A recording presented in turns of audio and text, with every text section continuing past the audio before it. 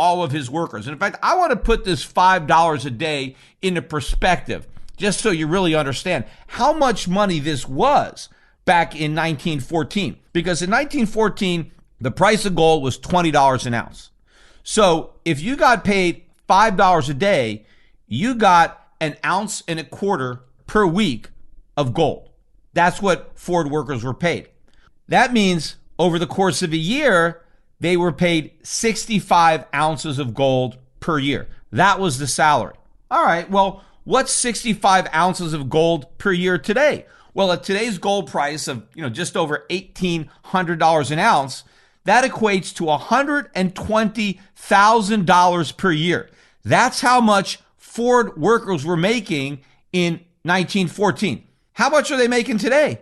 Well, look it up online. The average Ford worker today makes about $50,000 a year compared to $120,000 a year when Henry Ford ran the company. And by the way, when Henry Ford ran the company, there was no labor union. Ford was not unionized at that time, and it didn't become unionized until much later in the future. So without labor unions, Ford production workers were making the equivalent of $120,000 a year, yet today, with all the unions representing them, they're only making $50,000 a year. But you also have to remember that in 1914, Ford workers paid no federal income taxes. They also paid no Social Security taxes, no Medicare taxes. There was nothing withheld from their paycheck. So they got that $120,000 a year after tax. So in other words, for a Ford worker to get $120,000 a year after tax,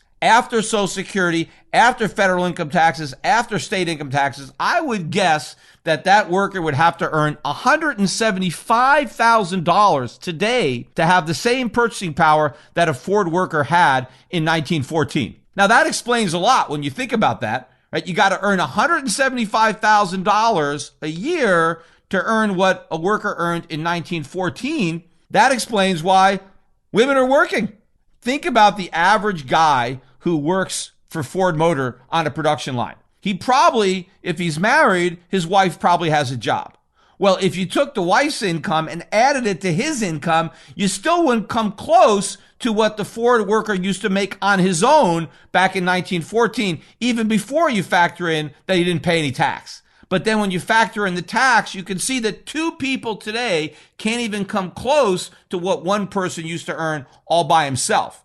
And again, this is without a minimum wage law or any other government programs meant to help the workers, to help them not be exploited and get better overall pay packages. They were paid a lot more before the government came on the scene to try to help them.